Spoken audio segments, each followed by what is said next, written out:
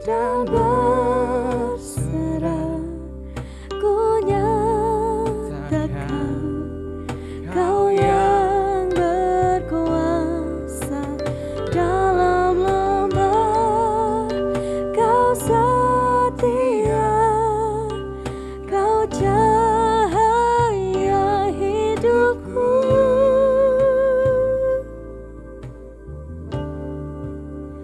Kau kuatkan aku bertahan. Kau harapan dalam kesesakan. Kau buktikan kesetiaan-Mu Tuhan. Engkau Allah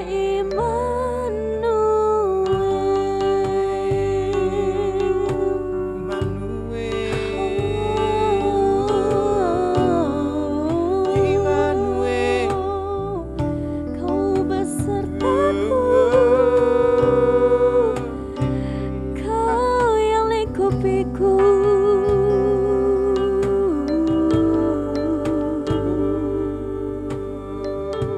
Bapakku datang, Bapakku datang dan berserah. Ku nyatakan Kau yang berkuasa dalam lembah.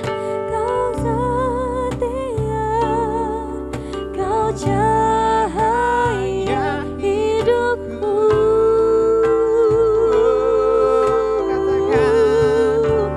Kau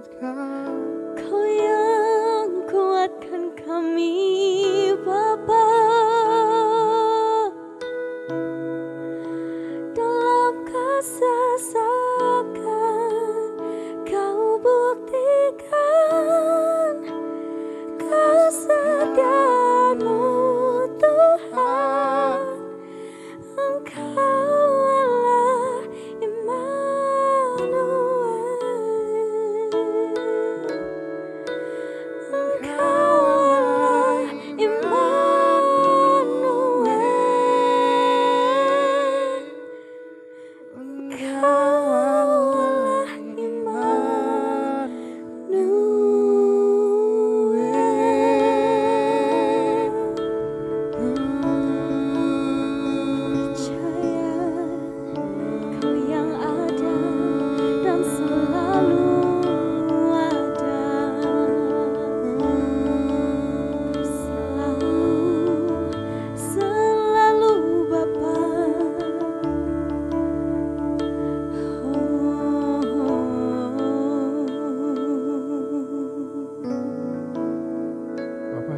Sebentar kami katakan firman Tuhan, biarlah firman-Mu dapat bertumbuh dalam kehidupan kami dan membawa kami setiap anak-anak muda selalu berharap kepada-Mu Tuhan. Dan biarlah seperti pujian ini yang katakan, Engkaulah harapan kami Tuhan. Kami rindu di masa muda kami ini Tuhan. Kami mau berikan kehidupan kami untuk melayani Engkau Tuhan. Kami tahu tidak mudah di zaman yang saat ini Tuhan. Tapi kami percaya kami punya Allah yang luar biasa. Karena Engkau alasan kami untuk kami bertahan Tuhan. Mampukan kami Tuhan dalam berjalan dalam kekalaman. Urapi hamba-Mu dalam menyampaikan firman Tuhan. Pakai dia Tuhan luar biasa. Biarlah firman daripada-Mu yang keluar dari mulut hamba-Nya dapat membawa kami lebih lagi Tuhan mendekat kepada-Mu. Terima kasih. Kami siap mendengarkan firman Tuhan dalam nama Tuhan Yesus Kristus. Haleluya. Amin.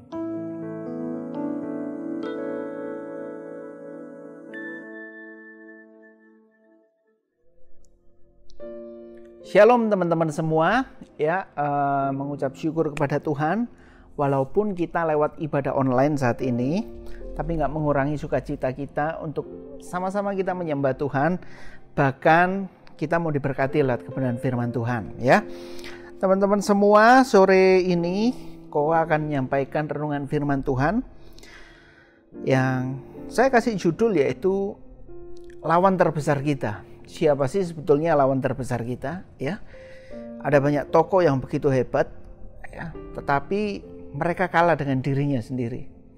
Ya, lawan terbesar bukanlah siapa musuh kita, lawan terbesar bukanlah siapa orang yang benci sama kita, orang yang gak suka sama kita, tapi lawan terbesar kita adalah diri kita sendiri, adalah pola pikir kita sendiri, ya. Dan iblis seringkali memakai itu, cara kita berpikir yang salah, ya.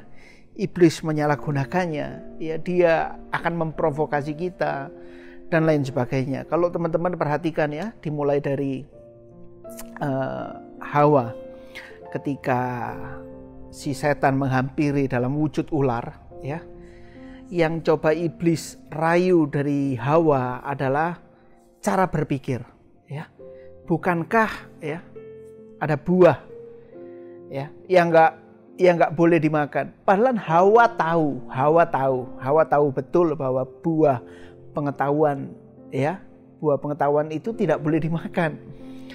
Tapi iblis coba mainkan pikiran dari Hawa. Ya, jadi Hawa terjebak dalam pola pikirnya dan dia kalah dengan dirinya sendiri, dengan caranya berpikir. Kita lihat juga seorang raja yang bernama Daud, ya, dia adalah raja yang hebat. Setiap perang dia selalu menang. Lalu Daud juga kita kenal sebagai salah seorang yang bisa mengalahkan raksasa yang besar. Nah, teman-teman tahu nggak Daud jatuhnya di mana? Ya, ketika pasukannya disuruh pergi perang, Daud jalan di loteng istananya, di soto istananya. Kemudian Daud melihat ada perempuan yang lagi mandi. Bahkan itu istri orang. Daud tahu itu salah, tapi dia tetap melakukan. Dia menyukai istri orang, ya. Lalu dia mengutus suami perempuan ini pergi ke medan perang supaya mati, supaya Daud bisa menguasai perempuan itu, ya. Kita lihat Daud adalah raja yang hebat, ya. Tetapi dia kalah dengan dirinya sendiri, ya, dengan hawa nafsunya. Ketika Tuhan Yesus berpuasa pun, ya, selama 40 hari. Iblis datang untuk mencobai Yesus. Dan teman-teman tahu, iblis selalu berkata, ya, iblis selalu memainkan firman Tuhan. Karena iblis lebih tua dari kita tentunya. Jadi dia tahu, ya, kalau kamu lapar, jadikan batu ini menjadi roti. Ya, iblis coba memainkan pikiran kita, anak-anak Tuhan, ya. Jadi kalau saya mau katakan lawan terbesar kita, memang si iblis jelas adalah lawan terbesar kita. Dan kita nggak bisa menang melawan si iblis kalau nggak ada Roh Kudus dalam kehidupan kita. Ya, lalu diri kita sendiri. Roma 10 ayat 17. Iman lahir dari pendengaran, pendengaran akan firman Kristus Yesus. Jadi teman-teman, bagaimana kita menjaga pola pikir kita tetap benar? Bagaimana cara kita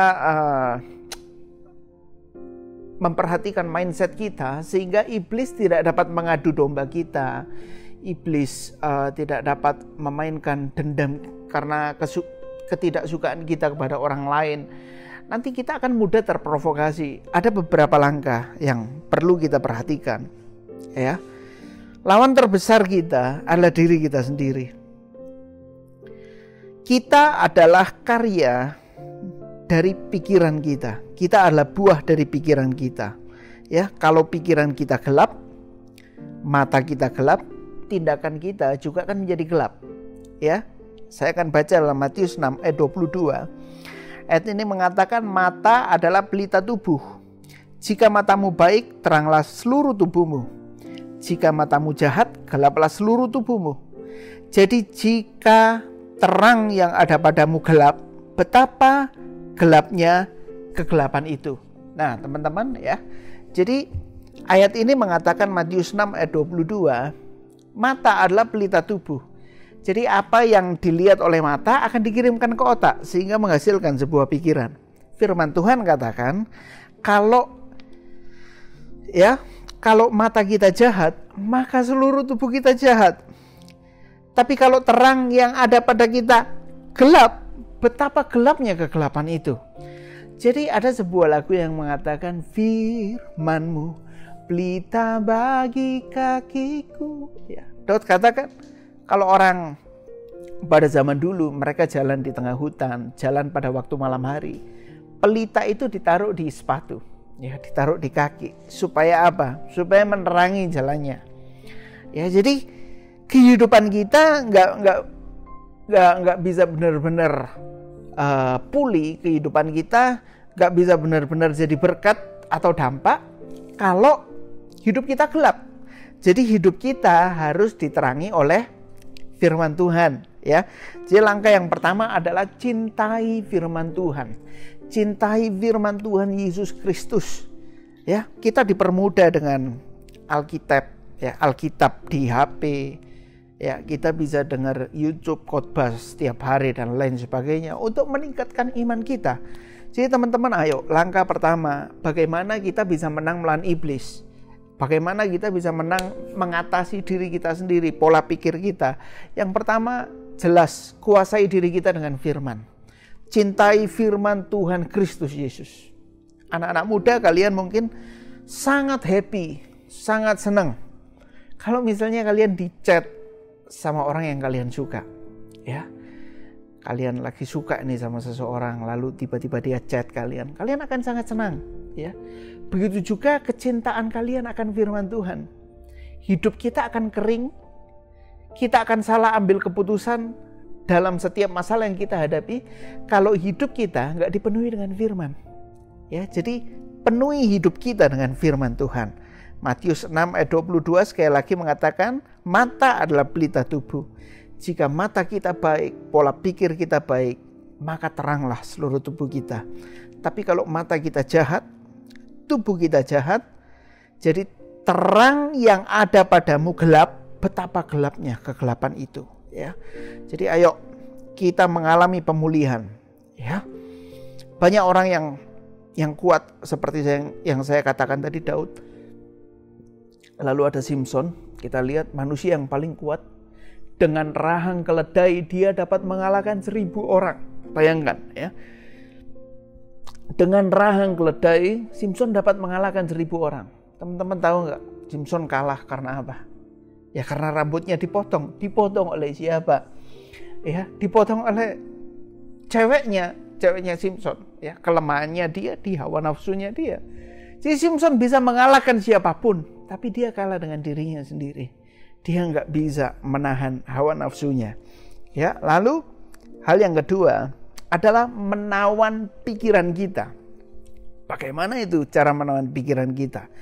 2 Korintus 10 ayat 5 mengatakan, kami mematahkan setiap siasat orang dan merubuhkan setiap kubu yang dibangun oleh keangkuhan manusia untuk menentang pengenalan akan Allah.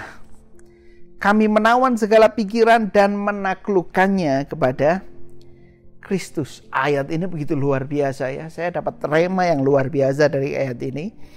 Jadi dikatakan kami mematahkan setiap siasat orang, merubuhkan setiap kubu yang dibangun oleh keangkuhan manusia. Jadi ayat ini jelas mengatakan lawannya diri kita adalah diri kita sendiri. Adalah pola pikir kita. Merubuhkan kubu yang dibangun oleh keangkuhan manusia untuk menentang pengenalan akan Allah. Kami menawan segala pikiran dan menaklukkannya kepada Kristus. Jadi hal yang kedua adalah menawan pikiran. Kalau teman-teman cari dalam Kamus Besar Bahasa Indonesia, kata menawan itu adalah sebuah kata sifat. Sebuah kata menawan itu berarti memaksa. Ya, berarti harus ya mengurung. Ya. Jadi menawan pikiran adalah memaksa pikiran kita dan membawa pikiran kita kepada Kristus, dan biar pikiran kita dikuasai oleh Kristus. Mau tidak mau selalu ada pilihan saat kita bangun pagi, ya. Kita mau berdoa, kita mau menyembah Tuhan, atau kita mau cek HP. Malam sebelum tidur kita bisa lihat medsos, kita bisa main game, atau kita bisa baca firman Tuhan. Ya, yang harus kita lakukan adalah tawan pikiran kita. Berhubungan dengan hal yang pertama tadi, cintai firman Tuhan Yesus Kristus Yesus. Jadi kalau kita cinta firman, kita pasti pikiran kita akan sesuai dengan firman Tuhan. Amin. Ya, jadi kita nggak bisa melakukan hal dengan tulus kalau kita nggak cinta hal itu. Ya, kita nggak bisa menjalani kekristenan kita dengan tulus kalau kita nggak cinta firman Tuhan.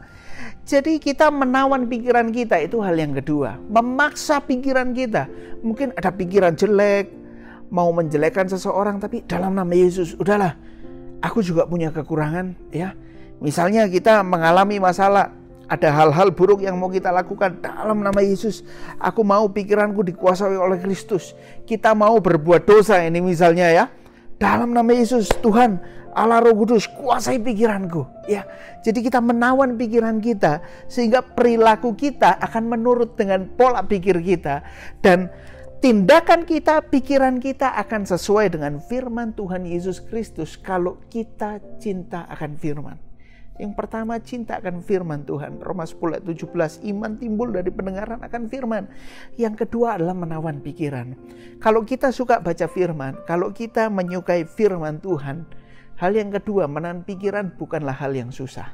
Ya, kita paksa pikiran kita supaya dosa nggak menguasai hidup kita, supaya iblis nggak mengacaukan pikiran kita. Biarlah Allah Roh Kudus, biarlah firman Kristus Yesus yang menguasai pikiran kita semua. Hal yang ketiga, yang terakhir, bagaimana kita bisa mengalahkan si iblis dengan siasatnya, ya, dan menaklukkan pikiran kita, dan kita bisa mengalahkan diri kita sendiri, ego kita, yaitu dengan doa dan puasa. Ini hal yang mutlak dan wajib. Tuhan Yesus pun berdoa, Tuhan Yesus pun berpuasa, ya. Teman-teman coba baca Alkitab.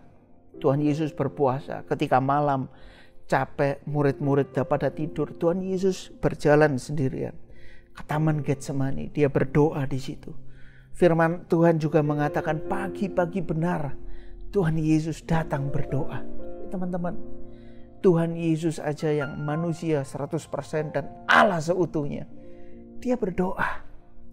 Ya, dia mengajarkan kepada kita pentingnya perkenanan Tuhan, pentingnya penyertaan dari Tuhan Yesus Kristus, pentingnya penyertaan dari Allah Roh Kudus buat kita semua. Jadi doa dan puasa, Matius 17 ayat 20. Ia berkata kepada mereka, karena kamu kurang percaya. Sebab aku berkata kepadamu, sesungguhnya sekiranya kamu mempunyai iman sebesar biji sesawi, kamu dapat berkata kepada gunung ini, pindah dari tempat ini ke sana, maka gunung ini akan pindah. Dan takkan ada yang mustahil bagimu. Ayat yang ke-21, ayat yang luar biasa. Jenis ini tidak dapat diusir kecuali dengan berdoa dan berpuasa. Ya, ada jenis-jenis masalah dalam kehidupan kita. Ada jenis masalah mungkin saat Tuhan Yesus dan murid-murid menghadapi orang kerasukan. Ya, ada jenis-jenis masalah dalam kehidupan kita. Mungkin ego kita, akar pahit dalam hidup kita. Mungkin masalah yang kita hadapi. Kita harus hadapi dengan doa dan puasa. Penyerahan total kita kepada Kristus. Ayat yang terakhir, Matius 26 ayat 41. Berjaga-jagalah dan berdoalah supaya kamu jangan jatuh ke dalam pencobaan. Perhatikan, roh memang penurut tetapi daging lemah. Jadi daging kita lemah. Ya. Memang kita mau berusaha sesempurna apapun, ada aja dosa yang kita buat. Karena itu firman Tuhan, kita tidak bisa hidup dalam hukum Taurat. Kita tidak bisa hidup dalam hukum Taurat. Karena itu Tuhan Yesus mengaruniakan, menganugerahkan anaknya. Ya, Allah Bapa mengaruniakan anaknya yang tunggal, yaitu Tuhan Yesus Kristus. Supaya dia yang menebus dosa kita semua. Dia mengenapi hukum Taurat itu. Jadi teman-teman ya, berdoa dan berpuasa, berjaga-jaga dan berdoa. Daging kita kadang lemah, tapi roh kita bisa menurut. Ya. Bagaimana roh kita bisa menurut? Kalau kita cinta firman, kalau kita menawan pikiran kita pada firman Tuhan Yesus Kristus, Roh Kudus menguasai pikiran kita, maka nggak ada yang mustahil. Ya, Roh Kudus dapat bekerja dalam kehidupan kita. Jadi kesimpulan dari renungan saat ini adalah musuh kita bukanlah orang yang benci sama kita. Musuh kita bukanlah orang yang kita benci. Mungkin kita punya dendam, akar pahit dan lain sebagainya. Mereka bukanlah musuh kita. Firman Tuhan katakan lawan kita adalah penguasa-penguasa di udara, penghulu-penghulu. Ya, adalah kuasa kegelapan, iblis, setan dan lain sebagainya. Dan lawan kita adalah diri kita sendiri. Dari cara berpikir kita, dari pola pikir kita. Jadi kalau cara berpikir kita saja sudah salah, kita kalah dengan diri sendiri. Ya, lihat Daud, dia menang dalam segala peperangan, tapi dia kalah dengan dirinya sendiri. Dia lihat perempuan yang lagi mandi dan dia ambil istri orang itu.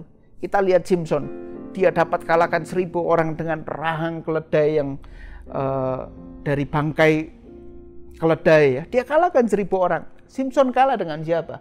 Kalah dengan hawa nafsunya sendiri. Jadi kita tidak bisa menang dengan kekuatan kita sendiri.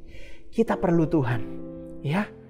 Jadi berdoa, berpuasa, kita suka, kita cinta akan firman Tuhan. Ya, kita mau menawan pikiran kita, ya, dan kita menyerahkan kepada Kristus. Biarlah Allah Roh Kudus menyertai pikiran kita semua. Berdoa dan berpuasa, kita tidak mampu menjalani kehidupan dengan kekuatan diri kita sendiri. Kita perlu pertolongan Tuhan. Kita berdoa. Terima kasih Tuhan. Saya mengucap syukur untuk firman Tuhan yang sudah kami dengar saat ini. Biarlah Engkau materaikan firman Tuhan dalam hati dan pikiran kami. Firman Tuhan boleh menjadi berkat bagi kami dan kami boleh menjadi pelaku kebenaran firman-Mu. Berkati kami semua, teman-teman Revival of Worship.